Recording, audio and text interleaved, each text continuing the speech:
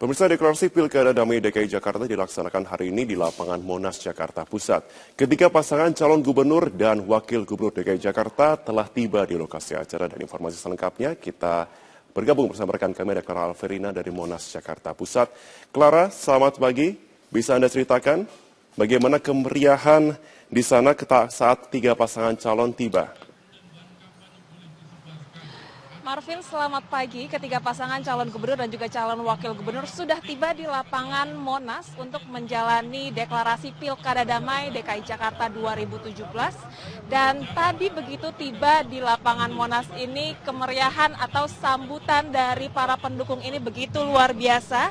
Semangat mereka mendukung pasangan calon gubernur dan juga calon wakil gubernur yang mereka usung ini ditunjukkan melalui atribut-atribut yang mereka gunakan, mulai dari pakaian yang kompak dan juga baliho serta bendera. Kemudian juga mereka tadi meneriakan yel-yel yang mereka tujukan untuk mendukung pasangan calon gubernur dan juga calon wakil gubernur mereka. Bahkan tadi juga para panitia sempat kesulitan untuk menertibkan suasana karena para pendukung ketiga pasangan calon ini begitu antusias, Marvin. Pasangan nomor urut 1, Agus Silvi, tadi menggunakan baju hitam yang biasa mereka gunakan untuk melakukan sosialisasi ke masyarakat. Sementara pasangan calon nomor urut 2, Ahok Jarot, tadi dengan kompak mereka menggunakan pakaian kemeja kotak-kotak yang nantinya akan menjadi simbol pemenangan Ahok dan Jarot. Sementara pasangan nomor urut 3, Anies dan Sandi, mereka menggunakan baju kemeja putih. Namanya kampanye pilkada ini rasanya kurang serak kalau tidak diwujudkan dengan damai yang ditunjukkan dari ketiga pasangan calon. Dan tadi pemandangan yang begitu indah kita lihat ketiga pasangan calon gubernur dan juga calon wakil gubernur ini saling bersalam-salaman. Dan inilah yang sebenarnya menjadi tujuan dari deklarasi Pilkada Damai yang diberlangsungkan hari ini di lapangan Monas.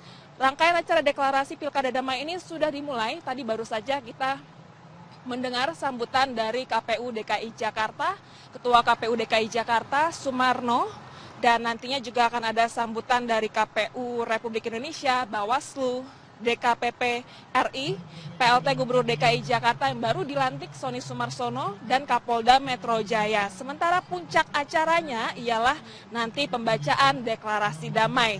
Rangkaian acara ini juga akan diakhiri dengan pawai damai yang akan dimulai dari titik Monas sampai ke Bundaran HI dan juga akan berlanjut ke Harmoni dan terakhir akan kembali lagi ke Monas.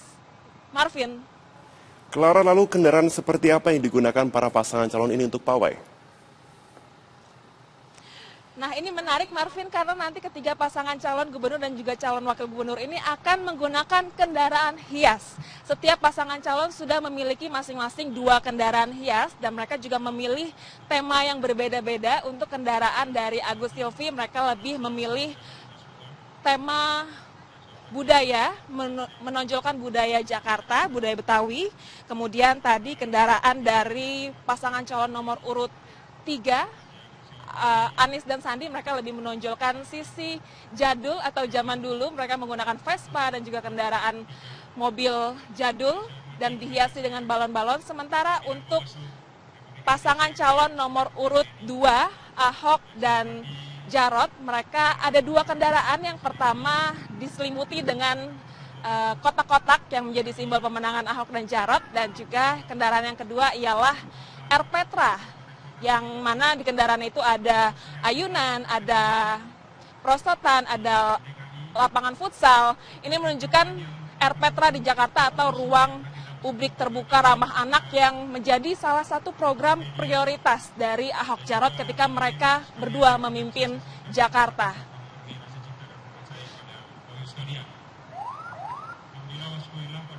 Dan Marvin, kami masih akan terus memantau bagaimana jalannya deklarasi Pilkada Damai yang dilangsungkan di Monas dan juga bagaimana kemeriahan ketika nanti pawai akan berlangsung. Untuk sementara demikian, Marvin, kembali ke Anda di studio. Ya, menarik sekali di sana ya. Terima kasih Clara Alverina untuk informasi Anda. Ya, selamat pagi, inilah lanjut pukul 6 waktu Indonesia Barat.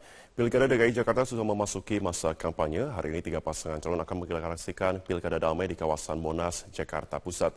Kita lihat bagaimana persiapan di sana pagi ini. Sudah ada rekan dari Salampes yang akan melaporkan langsung dari Monas, Jakarta Pusat. Dade, bagaimana persiapan deklarasi Pilkada Damai di sana?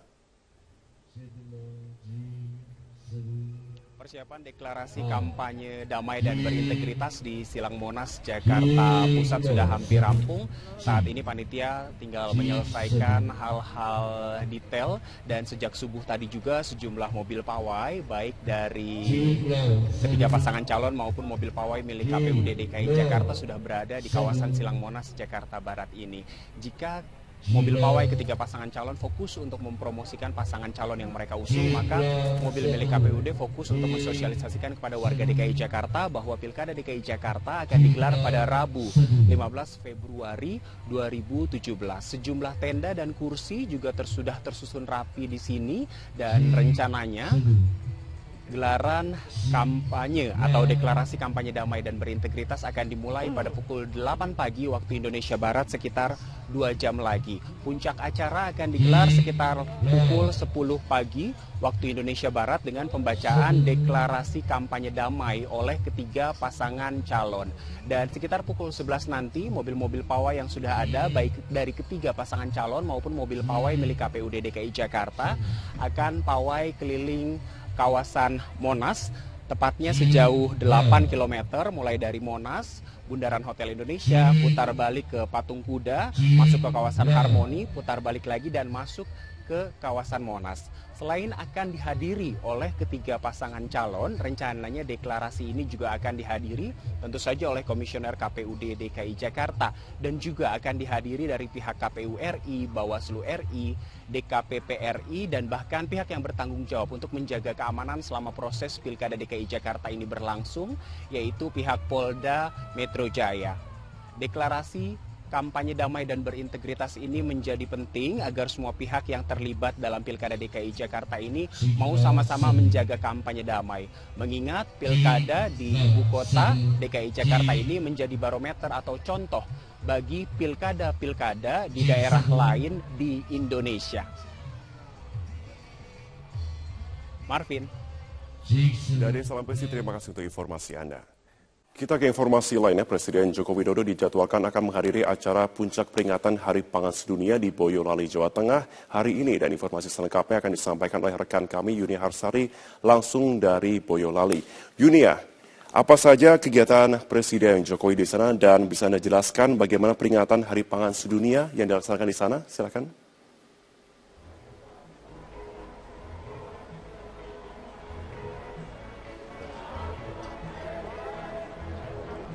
Ya Marvin, benar sekali Presiden Joko Widodo memang dijadwalkan untuk hadir dan membuka secara resmi acara Hari Pangan Sedunia ke-36 yang digelar di Kabupaten Boyolali, Jawa Tengah yang sejatinya ini jatuh pada tanggal 16 Oktober 2016 yang lalu. Selepas mendarat di Bandara Adi Sumarmo Solo sekitar pukul 8.45 waktu Indonesia Barat tadi, Presiden Jokowi beserta rombongan ini langsung menuju lokasi panen padi bersama di Desa Trayu, lalu dilanjutkan ke lokasi gelar teknologi dan pameran di Kompleks Kantor Bupati Boyolali sebelum nantinya akan bergabung dengan ribuan masyarakat di lokasi utama yakni alun-alun Kota Boyolali dalam pembukaan Hari Pangan Sedunia 2016.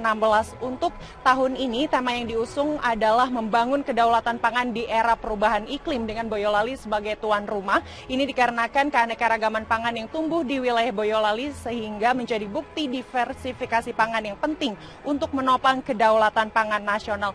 Mengapa kemudian perubahan iklim menjadi fokus perhatian dalam mencapai kedaulatan pangan? Ini seperti yang disampaikan Menteri Pertanian Amran Sulaiman ketika ditemui saat mengunjungi pameran komoditi unggulan pangan dan pertanian.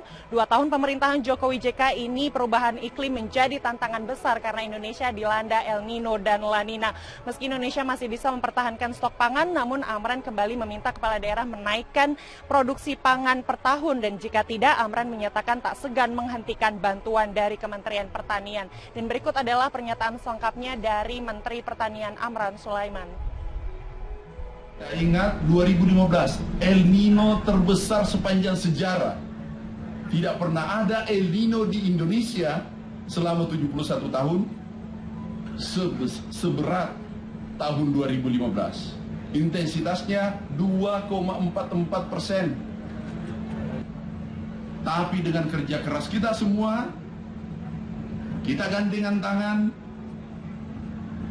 alhamdulillah kita lewati yang paling berat dan itu pun kita impor cadangan 1 juta ton lebih. Kita ingat. Marvin, kembali ke Anda di studio. Baiklah, Yuni Harsari, terima kasih untuk informasi Anda. Pemirsa, Partai Demokrat merekomendasikan sanksi pemecatan kepada Ruhut Sitompul dan Hayono Isman karena dianggap melanggar aturan dan kode etik partai. Untuk mengetahui perkembangan terkini, kita akan bergabung dengan Aditya Warman dan juru kamera Budi Manurung di gedung DPR. Adit, apa yang disampaikan Ruhut Sitompul terkait dengan sanksi pemecatan dari Partai Demokrat? Ya, Eliza Hasan, memang di Selasa pertemuan dalam rapat paripurna penutupan masa persidangan 1 tahun 2016 dan 2017 yang memang saat ini masih diskors waktunya untuk menghadapi sholat Jumat. Tadi kami sempat bertemu dengan anggota Dewan Komisi 3 yaitu Ruhut Sitompul. Dalam perbincangannya kami dengan Ruhut Sitompul, ia menjelaskan sejumlah fakta terkait masalah isu pemecatan dirinya ataupun keanggotaan dirinya dari Partai Demokrat. Di sini kami dapat menjelaskan sedikit bahwasanya tadi Ruhut Sitompul, Eliza, menjelaskan dirinya akan menyerahkan surat pengunduran diri sebagai anggota Dewan setelah masa reses DPR berlangsung. Ini diklaim sebagai Ruhut sebagai salah satu pertunjukan ataupun menunjukkan rasa tanggung jawabnya karena memang sejumlah tanggung jawab yang masih belum terselesaikan ketika ia menjabat sebagai anggota DPR RI. Memang sampai saat ini ia masih menjabat dan ia akan melakukan ataupun memberikan surat pengunduran diri setelah masa reses yang akan dimulai pada hari ini, Eliza. Selain itu juga tadi Ruhut menjelaskan sejumlah poin penting. Ada 3 poin penting terkait masalah keanggotaan dirinya dalam Partai Demokrat. Yang pertama ialah Ruhut mengklaim dirinya memiliki kartu anggota secara resmi dan itu menjadikan salah satu dirinya member ataupun simpatisan Partai Demokrat. Yang kedua ialah Ruhut Sitompul menjadi ataupun telah menjabat sebagai Menko Polhukam dari Partai Demokrat. Dan yang terakhir ialah ia terpilih untuk menduduki jabatan di DPR RI dari Partai Demokrat. Ketiga posisi itu yang menjelaskan Ruhut bahwasanya sampai saat ini ia masih menunjukkan loyalitasnya sebagai anggota Dewan. Dan nanti pemberitaan pemecatan dirinya itu bukan sebagai anggota dari partisipan Partai Demokrat. Namun ia memutuskan untuk mengundurkan diri sebagai anggota Dewan DPR RI walaupun ia masih menjabat anggota menjabat anggota dari Partai Demokrat. Selain itu, Eliza, tadi kami juga sempat bertemu dengan salah satu anggota Dewan dari fraksi Demokrat juga, Beni K, yang mengatakan bahwasannya ia akan mendukung keputusan dari Ruhut Sitompul untuk memundurkan dirinya sebagai anggota Dewan DPR RI dari Partai Demokrat. Ia juga menegaskan bahwasannya lebih baik Ruhut Sitompul lekas juga memundurkan diri dari jabatannya, maksud kami keanggotaannya sebagai anggota Partai Demokrat karena memang memiliki sikap politik yang berseberangan dengan kode etik yang dimiliki oleh Partai Demokrat terkait masalah Bursa DKI 1 pada tahun 2017 mendatang. Berikut ialah cuplikan wawancara kami dengan anggota Komisi 3 DPR RI, Ruhut Sitompul. Tegas aku katakan ada 3, aku di Demokrat. 1, kader, aku punya kartu anggota. 2, aku Menko Polhukam Partai Demokrat. 3, aku ditugaskan oleh partai dalam pemilu, aku terpilih jadi anggota DPR. Jadi 3 ini, aku di fraksi Partai Demokrat. Menko Polhukam sudah aku tinggalkan, aku sudah tidak lagi. DPR kita tunggu setelah reses ini. Tapi ingat, jangan ganggu keanggotaan gua. Aku kalau ada yang mengganggu, yang bisa memecat aku, rame berita. Aku lihat yang memberitakan itu, kadang-kadang sedih juga aku dengan wartawan. Kok yang kayak gitu dijadikan narasumber? Ingat ya, undang-undang partai politik, ADART partai politik, yang bisa memecat aku hanya ketua umumnya, Pak Susilo Bambang Yudhoyono. Aku tunggu kalau aku memang dipecat. Tapi ingin aku katakan, kenapa aku tetap kepingin... Ya, Liza, walaupun demikian Ruhut Sitompul tetap bersikeras bahwasannya walaupun ia memiliki pandangan yang berseberangan dengan Partai Demokrat, tapi ia tetap menjadi anggota dari Partai Demokrat. Hanya ketua umum, yaitu Susilo Bambang Yudhoyono, yang dapat memberhentikannya sebagai kader dari Partai Demokrat. yaitu pelaksana tugas Gubernur DKI Jakarta Sony Sumarsono memulai tugas pertama menghadiri peringatan Hari Sumpah Pemuda di Monas. Ia mengajak warga Jakarta mendalami makna Sumpah Pemuda sebagai pemersatu bangsa Indonesia.